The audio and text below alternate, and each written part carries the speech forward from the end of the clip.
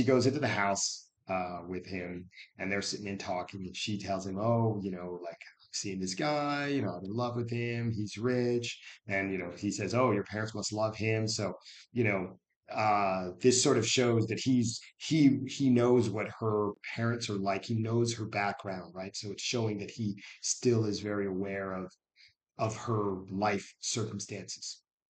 And he says, oh, do you love him? And she says, yeah, I do. I love him really very much.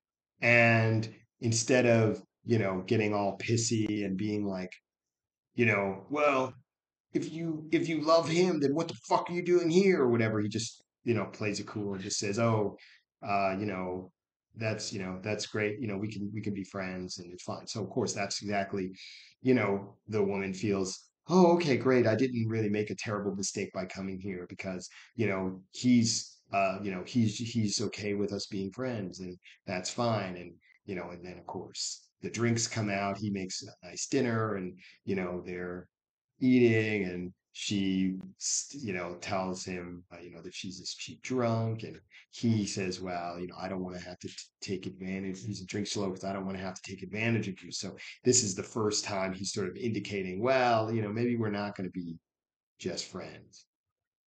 And she says, oh, you wouldn't dare, I'm a married woman. And she shows the ring. He says, well, not yet. I have to warn you, I'm a cheap drunk. A couple more of these and you're gonna be carrying me right out of here.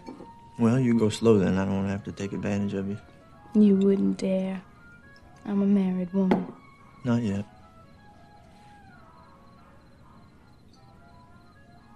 And so that's a very interesting frame. So he's pushing this frame that basically says, well, since you're not actually married, you're still single. So everything is okay. That's, this frame that he's pushing. And so that's and so as I often say when I'm talking about frames, it doesn't matter that the girl agrees with the frame that you're putting out.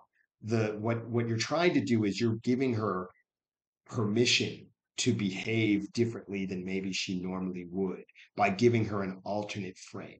So by saying, oh, well, you're not married yet, he's saying that from my perspective, if something happens between us, that's totally okay. Because one of the things is that even if she wants to, she might think, wow, I'm engaged. And, if I was to have sex with Noah, then he's not going to think highly of me, or, that's not going to go anywhere because, that's not correct behavior. And he's sort of saying, well, that kind of behavior is fine by me. No worries. I'm all for it because you're not actually married yet.